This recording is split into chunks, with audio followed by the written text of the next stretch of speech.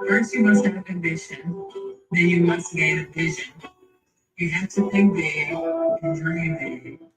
Expand your worldview. Aim high, even when the world goes wrong. Keep yourself in check, especially when you have goals. You must stay disciplined, stay true, keep going with the goal. Y'all, these niggas talking about the truth and they ain't living that life. I done did so much shit, so I stay up through the night. Like a nigga play with me, then he losing his life. It's like 1,000 days, 1,000 nights. You know, put your real weight for that shit is so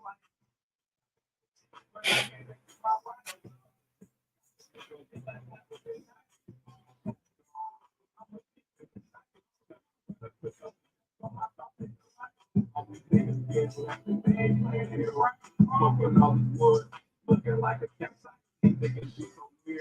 They act out of sight. Under luck, catch a fight. I don't even write my lyrics, I let my ghost write. If I catch you out in traffic, it'll be a green light. Living in the war zone, nothing smoke through the night. Be thinking it's a game. We ain't playing Fortnite. If I go to jail right now, in the soul moving right for my son. Can't be tricked out my life. Get five with a human tap the double flashlight. Living in the nightmare, I still say it's alright. Sorry, big brother, with my brother, we do that night. Think you'll be killing me. I take drugs and sleep through the night. Because it's hidden in your goals. Dream big, be fearless of your goals. Stay ambitious.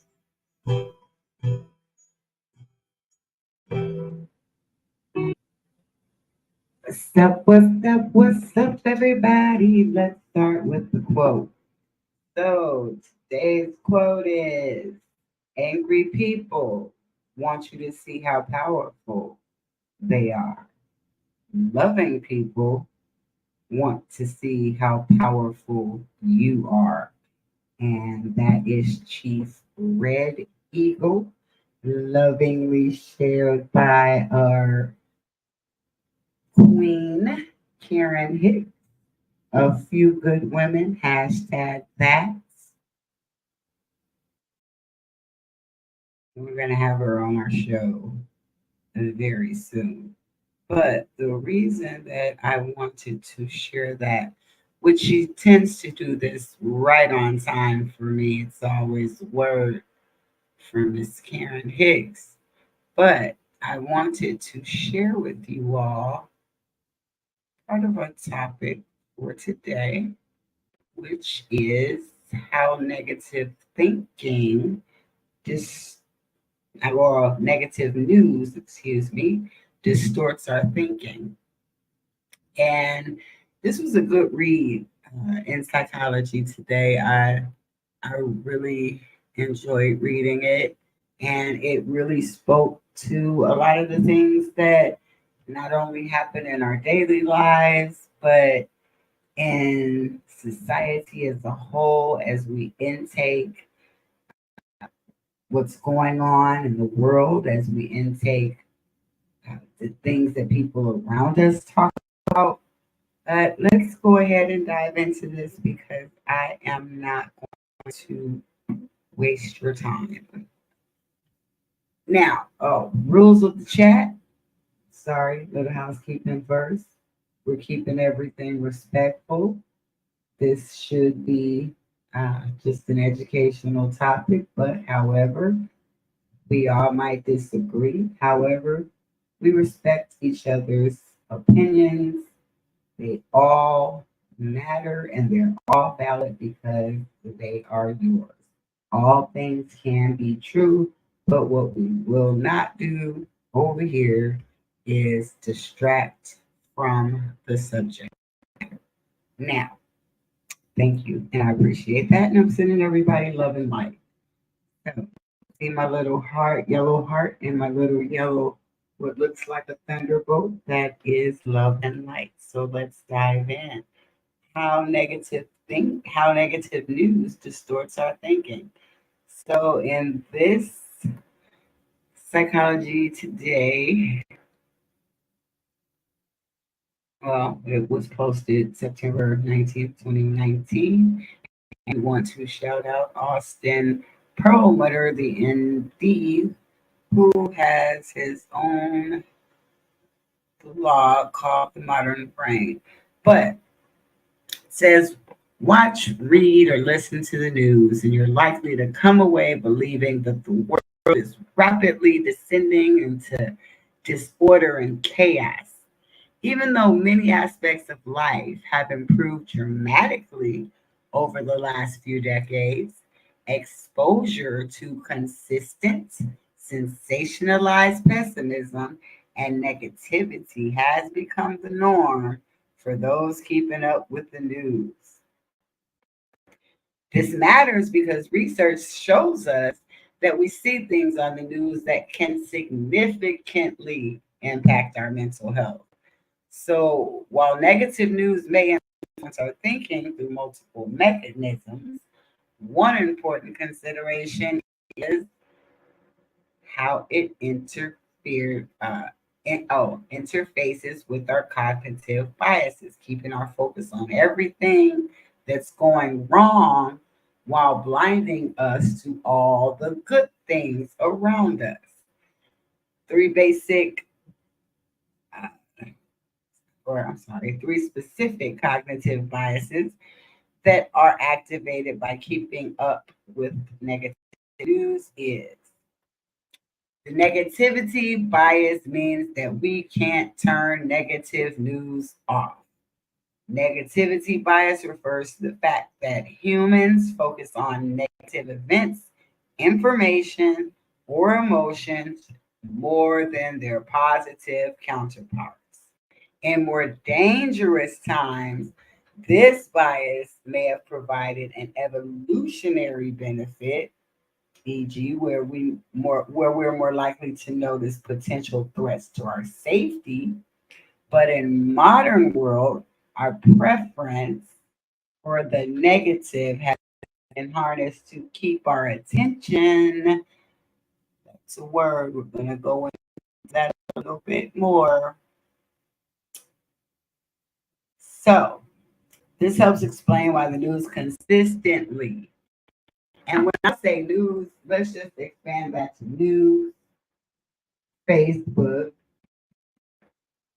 YouTube, social, Instagram, TikTok, all Twitter, all the social media outlets. So this helps explain, and I'm going to insert the word news with all the things that we consume consistently emphasizes stories on the worst things happening in the world, both global and local.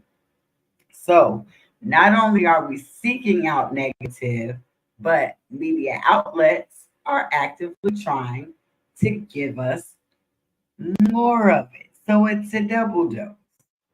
Now,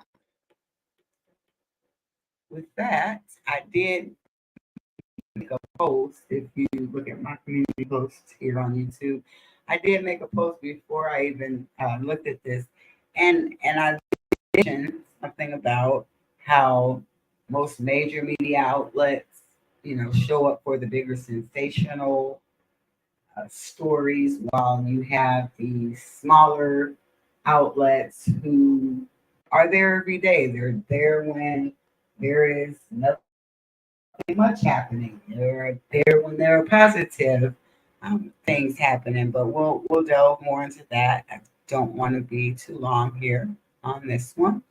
All right, and then the availability bias. That means that after we see negativity, we overstimulated its significance. So I would say that an example of that, which it has one here. So let's just first go on to the availability bias, also called availability heuristic, is the tendency for people to overstimulate the importance of the examples that immediately come to mind when considering a topic. These examples are, of course, influenced by whatever you were most recently paying attention to, as well as the things that you pay attention to the most. Now, in this article, it goes into watching a news report about local robbery, robberies, and then asked about the problems in your own town. And you might say the robberies were a major issue, even if in general they were uncommon. If you're constantly watching negative news, then the availability bias means your brain is more likely to remember the horrible events, and they believe that these relatively infrequent occurrences actually represent the general state of things. No, that does not mean that, well, but what about this? It's simply saying some. So unless I say, I guess that's another housekeeping rule, intermission for the housekeeping rule. Unless I say all people, all things, all this, then please assume that I'm not referring to every single situation, person, or situation. Now, let's go on to number 3 here. Confirmation bias means that we will find evidence to support negativity.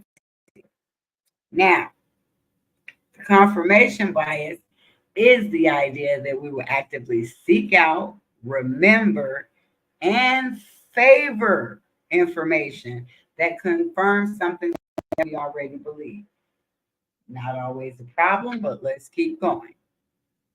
If you have decided that robberies are common in your hometown, confirmation bias makes it more likely for you to latch on to the data that supports this belief. Your brain will selectively focus on the information that helps your pre existing theory, even ignoring the conflicting facts. Very important. I will say that again. Your brain will selectively focus on the information that helps your pre-existing theory, ignoring conflicting facts.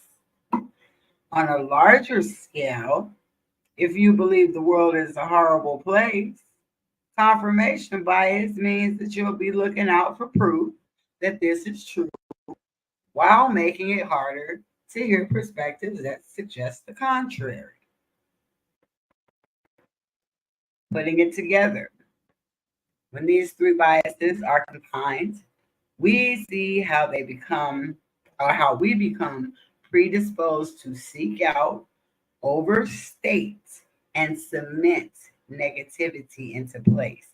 First, due to the negativity bias, we preferentially consume negative content. We look for negative media or coverage and news organizations in a desire to maintain attention and viewership that emphasize those negative stories. Next, the availability bias predisposes our brains to over represent and persevere on bad things going on in the world. Finally, due to confirmation bias, we're more likely to seek out information that supports our idea of the world as a terrible place and simultaneously reject information stating otherwise, which means, yes, the world is in a terrible situation right now. And your family could be in a very good situation right now. And I don't mean monetary or technically, I mean in a situation where right now everyone is getting along, everyone is being open, no one is fighting anyone, everyone is safe and secure in their homes. So while the world outside of yourself may in fact be terrible, you do have this thing going on. So both things can be true.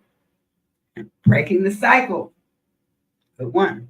So to start reducing the detrimental effects of negativity bias, let's limit your consumption of negativity at the source. It's one thing to be informed, but quite another to expose yourself to sensationalized negativity for hours a day. Before and after taking in the news, ask yourself how much you really learned. That's very important. So before we're taking in all the news or all the gossip or all the things or all the whatever it is that you hear, consider asking yourself how much you really learned from it. If you were mostly confirming what you already believed, it probably wasn't that helpful of an experience. Consider turning off the news, that outlet, whatever it is that's feeding you that, when you feel you're getting angry or otherwise upset. Better yet, try a news fast for a week and see what happens there and how you feel. Now, to help mitigate the risk of availability bias, try to put negative information into context. Bad things happen every day, but this doesn't necessarily mean that life is is bad or getting worse. When you hear a negative statistic or some recent desire, you shouldn't just write it off, but instead just consider that this is an isolated data or or consider whether this is an isolated data or part of a trend. The idea that if you store new information in a more objective manner, it will give you a more balanced perspective when you later use it as a reference. Now, finally, we come to confirmation bias. With so many opinions and data points floating around these days, it is so easy to find confirmation for basically any opinion.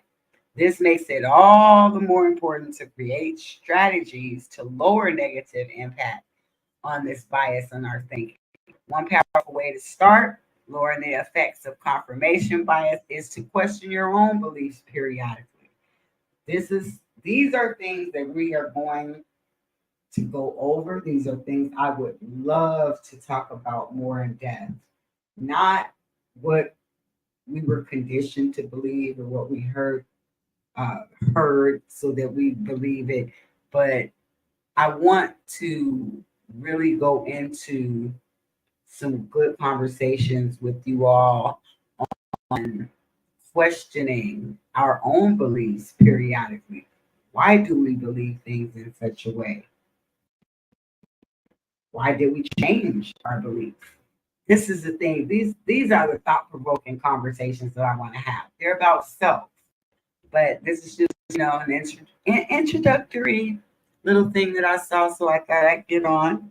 Um, it said, "What are the facts on which your opinions are built?" For example, after seeing multiple horrific articles on something recent, such as a crime, you may think your hometown has become a more dangerous place to live.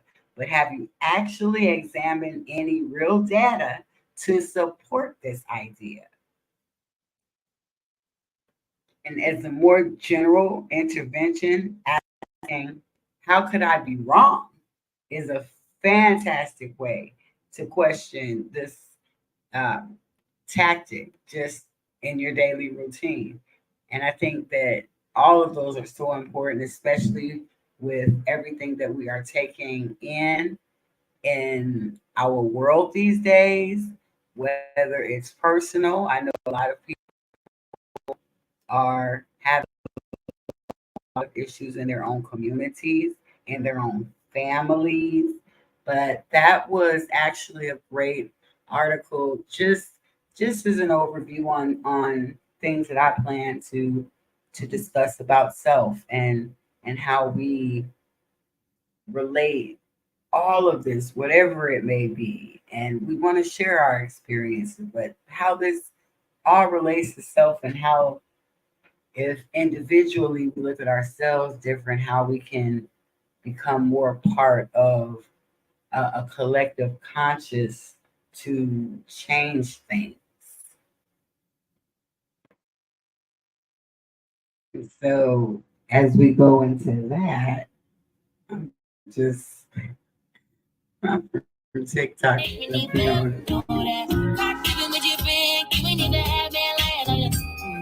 No time.